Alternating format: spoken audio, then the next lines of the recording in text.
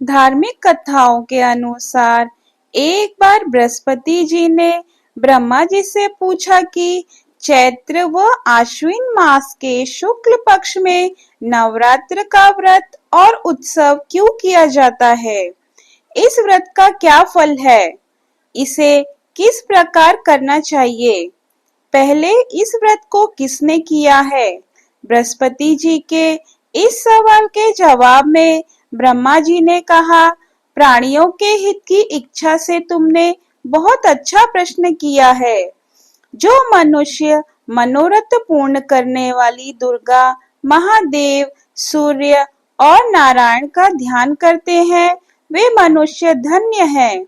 यह व्रत संपूर्ण कामनाओं को पूर्ण करने वाला है। इसके करने से पुत्र की कामना करने वाले को पुत्र, धन की कामना करने वाले को धन, विद्या की कामना करने वाले को विद्या और सुख की कामना करने वाले को सुख मिलता है।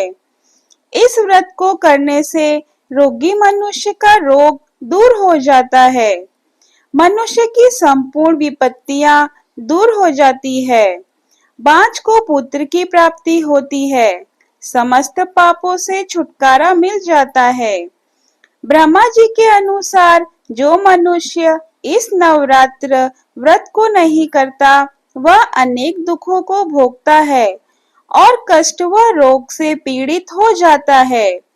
उसको संतान नहीं होती और वह धन्य धान्य से रहित हो भूख और प्यास से व्याकुल घूमता फिरता है।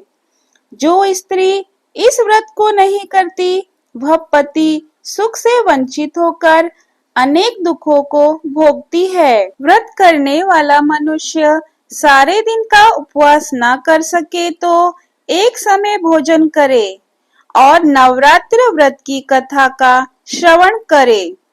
हे बृहस्पति, जिसने पहले इस महाव्रत को किया है, वह कथा मैं तुम्हें सुनाता हूँ। तुम सावधान होकर सुनना। इस प्रकार ब्रह्मा जी का वचन सुनकर बृहस्पति जी बोले, हे ब्राह्मण, मनुष्य का कल्याण करने वाले इस व्रत के इतिहास को मेरे लिए कहो।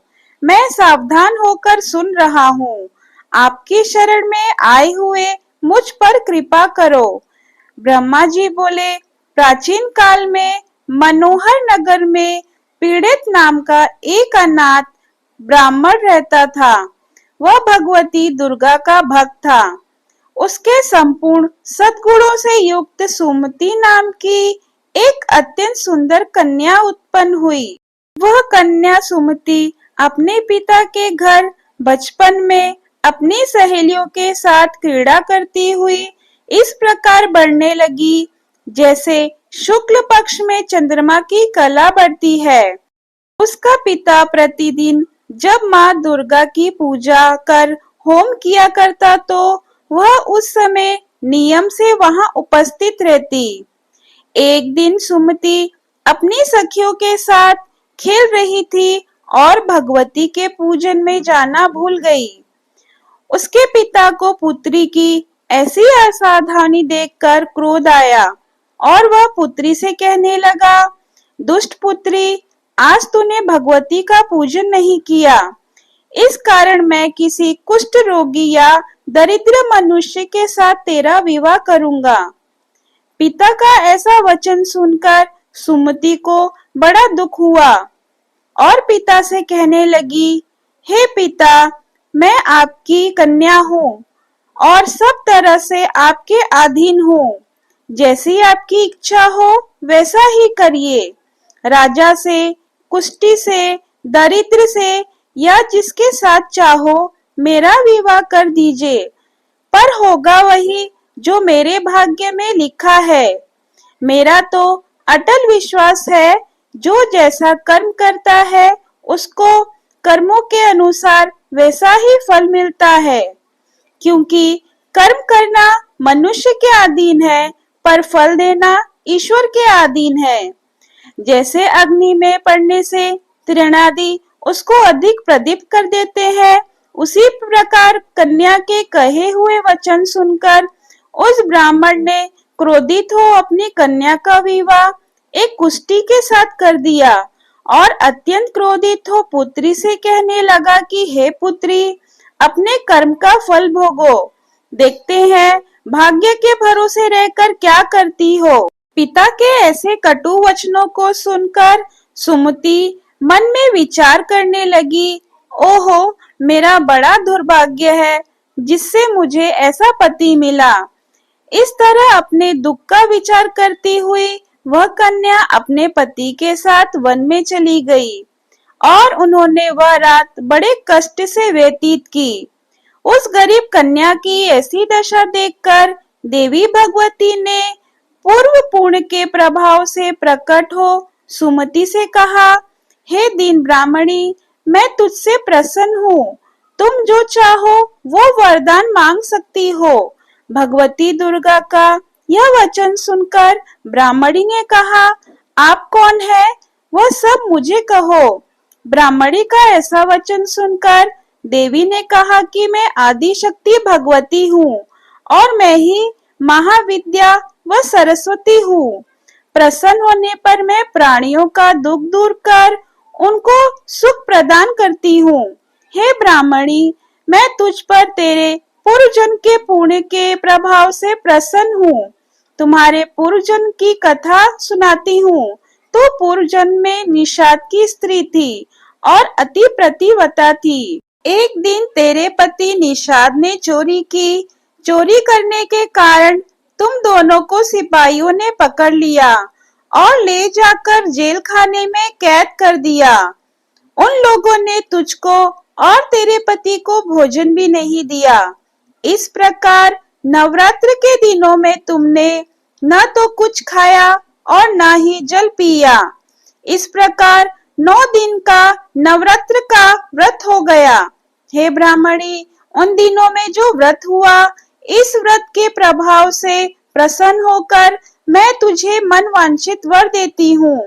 तुम्हारी जो इच्छा हो सो मांगो। इस प्रकार दुर्गा के वचन सुनकर ब्राह्मणी बोली, अगर आप मुझ पर प्रसन्न हैं तो हे दुर्गे, मैं आपको प्रणाम करती हूँ। कृपा करके मेरे पति का कोढ़ दूर करो।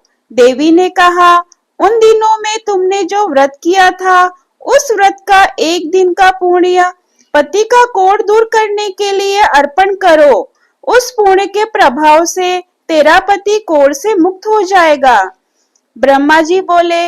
इस प्रकार देवी के वचन सुनकर वह ब्राह्मणी बहुत प्रसन्न हुई और पति को निरोग करने की इच्छा से जब उसने तथास्तु ऐसा वचन कहा, तब उसके पति का शरीर भगवती दुर्गा की कृपा से कुष्ठ रोग से रहित हो गया। वह ब्राह्मणी पति की मनोहर देह को देखकर देवी की स्तुति करने लगी।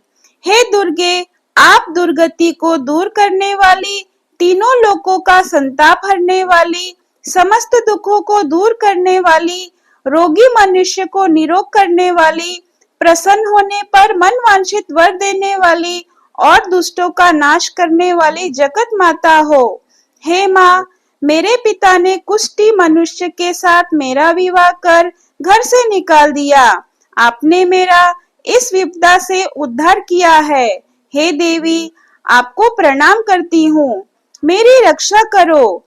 ब्रह्मा जी बोले, हे बृहस्पति, उस ब्राह्मणी की ऐसी स्तुति सुन देवी बहुत प्रसन्न हुई और ब्राह्मणी से कहा, हे ब्राह्मणी, तेरे उदयन नाम का अति बुद्धिमान, धनवान, कीर्तिवान और जितेंद्रिय पुत्र शीघ्र ही होगा। ऐसा वर प्रदान कर देवी ने ब्राह्मणी से फिर कहा कि हे ब्राह्मणी, और जो कुछ तेरी इच्छा हो वह मांग ले। भगवती दुर्गा का ऐसा वचन सुनकर सुमति ने कहा कि हे भगवती दुर्गे, अगर आप मुझ पर प्रसन्न है तो कृपा कर मुझे नवरात्र व्रत की विधि और उसके फल का विस्तार से वर्णन करे। इस प्रकार ब्राह्मणी के वचन सुनकर दुर्गा ने कहा, हे ब्राह्मणी, मैं तुम्हें संपूर्ण पापों को दूर करने वाले नवरात्र व्रत की विधि बतलाती हूँ, जिसको सुनने से मोक्ष की प्राप्ति होती है। आश्विन मास के शुक्ल पक्ष की प्रतिपदा से लेकर 9 दिन तक विधि पूर्वक व्रत करे। यदि दिन भर का व्रत ना कर सके तो एक समय भोजन करे, विद्वान ब्राह्मणों से पूछकर घट स्थापन करे और वाटिका बनाकर उसको प्रतिदिन जल से सींचे। महाकाली, महालक्ष्मी और महासरस्वती देवी की मूर्तियां स्थापित कर उनकी नित्य विधि सहित पूजा करे और पुष्पों से विधि पूर्वक अर्घ्य दे। बिजोरा के फूल से अर्घ्य देने से रूप की प्राप्ति होती है, जायफल से अर्घ्य देने से कीर्ति, दाख से अर्घ्य देने से कार्य की सिद्धि होती है, आंवले से अर्घ्य देने से सुख की प्राप्ति और केले से अर्घ्य देने से आभूषणों की प्राप्ति होती है। इस प्रकार पुष्पों व फूलों से अर्घ्य देकर व्रत समाप्त होने पर 9वें दिन विधि पूर्वक हवन करे। खांड, घी, गेहूं, शहद, जौ, तिल, बेल, नारियल, दाख और कदम आदि से हवन करे। गेहूं से होम करने से लक्ष्मी की प्राप्ति होती है। खीर एवं चंपा के पुष्पों से धन की और बेल के पत्तों से तेज व सुख की प्राप्ति होती है। आंवले से कीर्ति की और केले से पुत्र की प्राप्ति होती है। कमल से राज सम्मान की और दाखों से संपत्ति की प्राप्ति होती है। खांड, घी, नारियल, शहद, जौ और तिल तथा फलों से होम करने से मन वांछित वस्तु की प्राप्ति होती है। व्रत करने वाला मनुष्य इस विधि विधान से होम कर आचार्य को नम्रता के साथ प्रणाम करे और यज्ञ की सिद्धि के लिए उसे दक्षिणा दे। इस प्रकार बताई हुई विधि के अनुसार जो व्रत करता है उसके सब मनोरथ सिद्ध हो जाते हैं। इन 9 दिनों में जो कुछ दान आदि दिया जाता है उसका करोड़ों गुना फल मिलता है। इस नवरात्र व्रत करने से अश्वमेध यज्ञ का फल भी मिलता है। हे ब्राह्मणी, इस संपूर्ण कामनाओं को पूर्ण करने वाले उत्तम व्रत को तीर्थ, मंदिर अथवा घर में विधि के अनुसार करे। ब्रह्मा जी बोले, हे बृहस्पति, इस प्रकार ब्रह्मणी को व्रत की विधि और फल बताकर देवी अंतर्ध्यान हो गई।